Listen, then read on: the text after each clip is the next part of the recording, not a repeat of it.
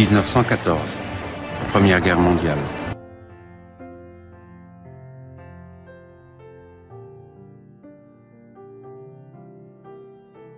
La plupart des grandes armées d'Europe s'affrontent dans la boue des tranchées.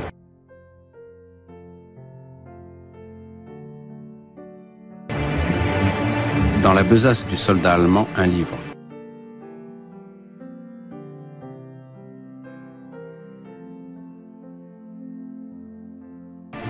Ainsi parlait Zarathustra.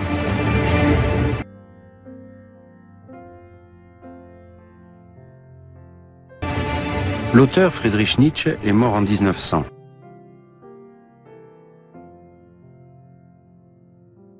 Il n'a cessé de persifler le pan-germanisme.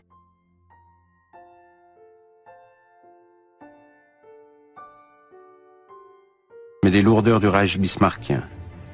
Il s'est déclaré pacifiste.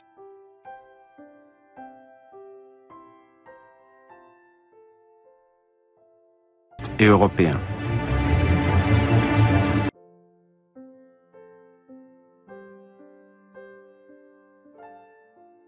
Pourtant, le livre a été édité en format de poche et largement diffusé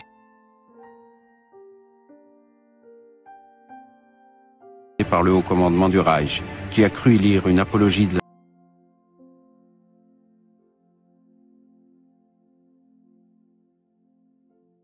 la force martiale et de l'esprit de conquête.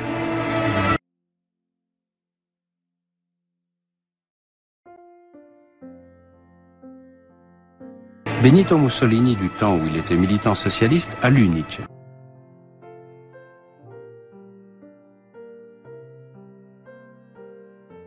Devenu le Duce, il se proclame toujours nietzschéen.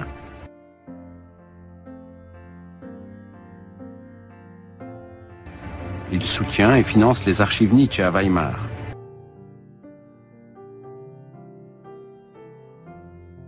Le philosophe avait pourtant tourné en dérision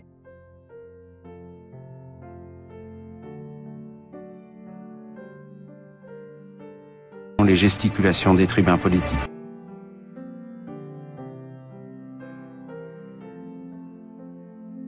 « 1932, Adolf Hitler, chef du Parti national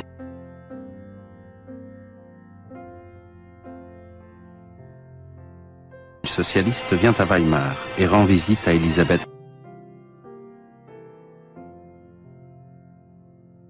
Förster Nietzsche, la sœur de Friedrich.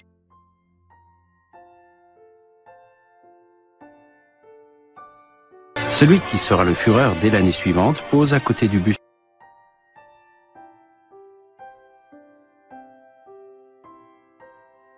du philosophe, faisant ainsi de Nietzsche une sorte de prophète.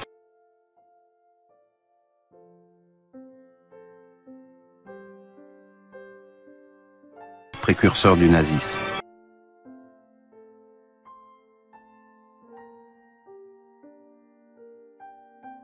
Hitler finance à son tour les archives. Il fera à Elisabeth des funérailles grandioses.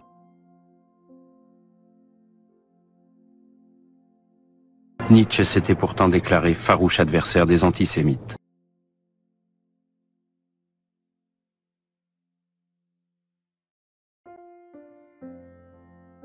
Au procès de Nuremberg, le nietzschéisme sera cité parmi les sources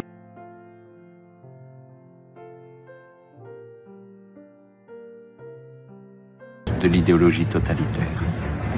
Pourtant,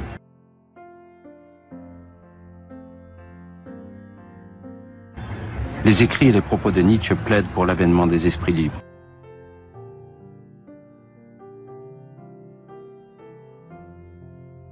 Pour l'Europe sans frontières, contre la barbarie, contre le fanatisme. Cependant, la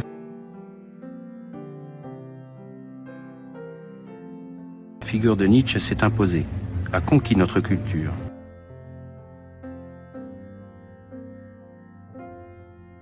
Comment la pensée la plus féconde qui soit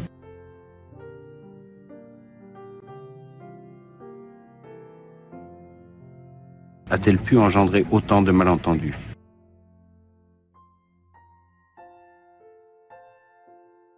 De légendes, de falsifications, de passions polémiques.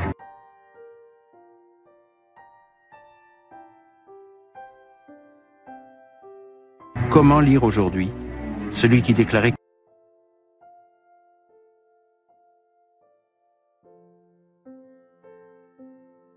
qu'il ne serait lisible qu'en l'an 2000.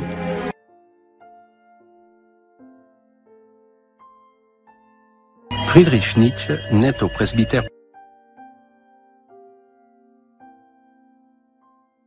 protestant de Röcken en Saxe.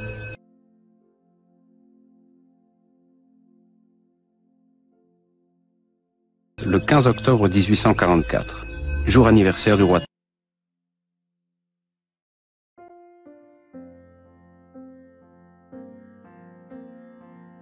prusse Frédéric Guillaume IV.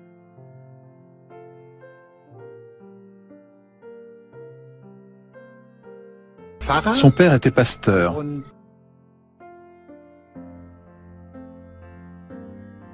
Et aussi précepteur de maison princière.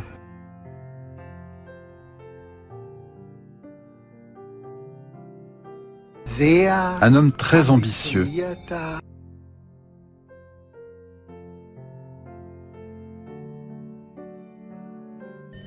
Avec une grande exigence spirituelle.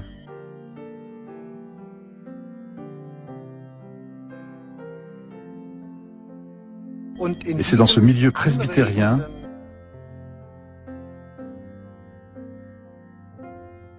protestant, très stimulant, que Nietzsche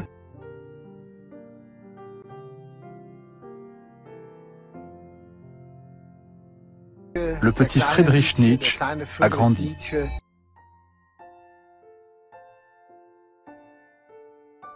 C'est la vie très provinciale de cette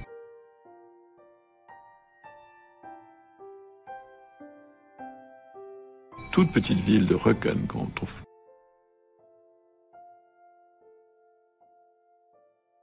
à peine sur les cartes, qui est près du champ de bataille de Lützen.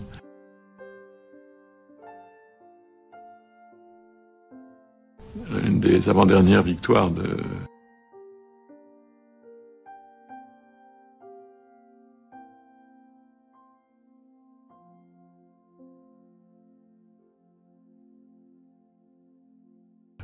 Napoléon en Saxe.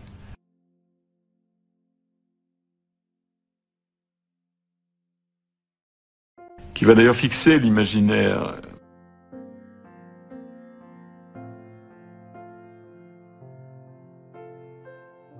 nietzschéen sur la figure napoléonienne.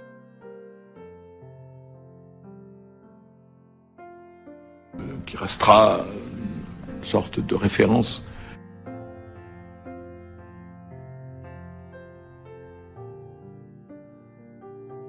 cruciale, synthèse de l'inhumain et du surhumain.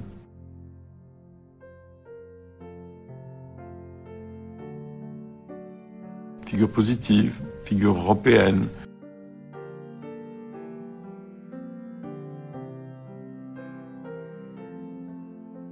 Qu'il met au même plan que Heine, Beethoven ou Goethe.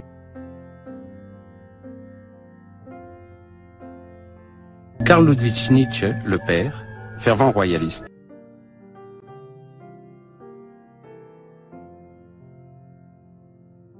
Est très affecté par la révolution de 1848.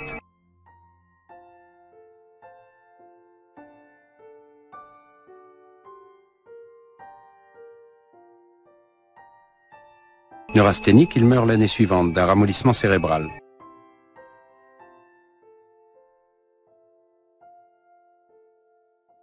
Quelques mois plus tard, le petit frère, âgé d'à peine 2 ans, meurt à son tour.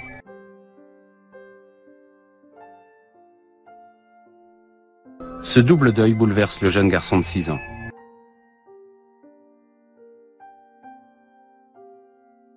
La mère, Franziska, et ses 2 enfants,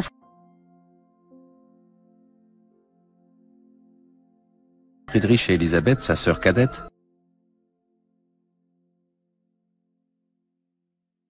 s'installent avec la grand-mère et des tantes à Naumbourg.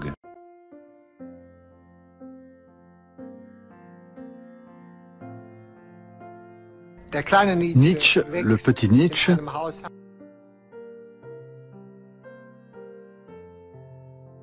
grandit au sein d'une maison où il est entouré de femmes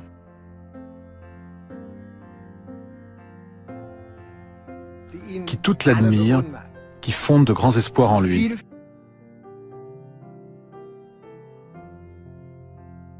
Et le petit Nietzsche se donne tellement d'importance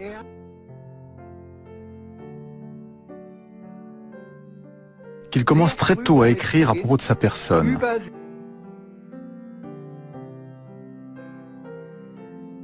Le petit gamin écrit des autobiographies dans le style «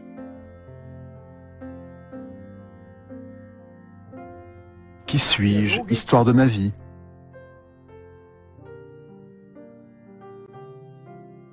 Comme un vieil homme, il se retourne sur sa vie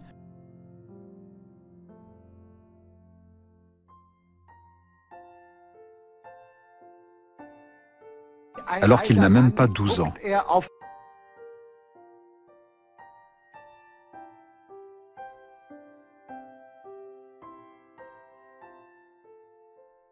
Le jeune Nietzsche se conquiert une seconde vie dans le monde de l'esprit,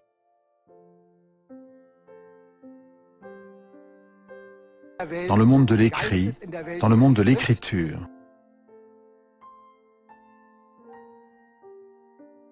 La mère a tout conservé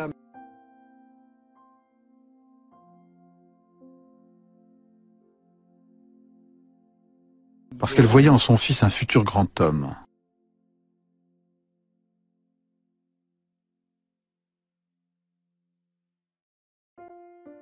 À la vérité, elle voyait en lui un grand théologien,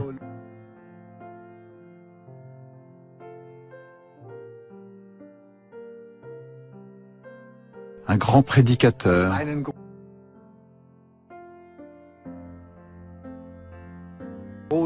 un grand pasteur,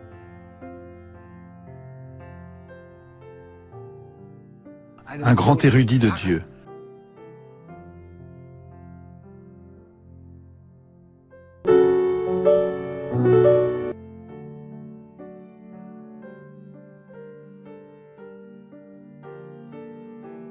Le garçon n'a pas seulement la passion de l'écriture.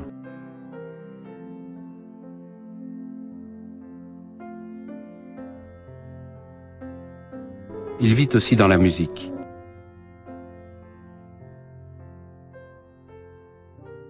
Il apprend le piano, commence même à composer.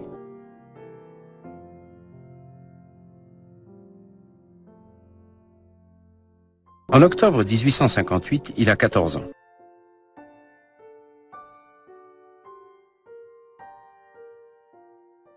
Il entre au célèbre collège de Forta, près de Naumbourg,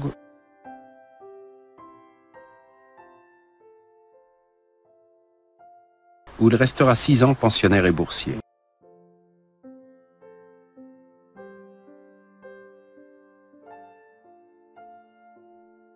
Cet ancien monastère cistercien est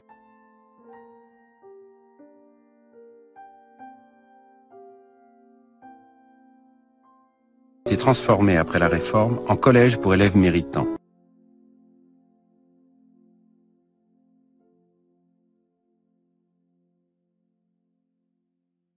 Dans cette sorte de cité idéale des lettres et des sciences,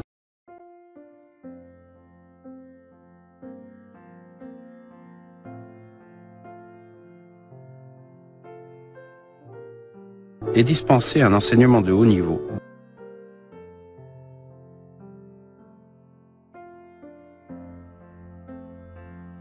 basé sur l'étude des auteurs antiques et classiques.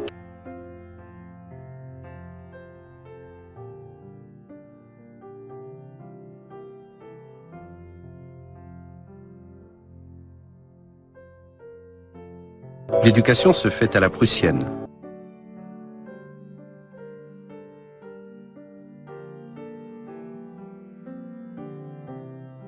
Levé à l'aube,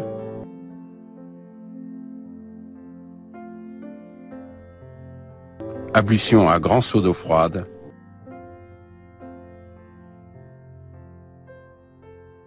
vie sportive.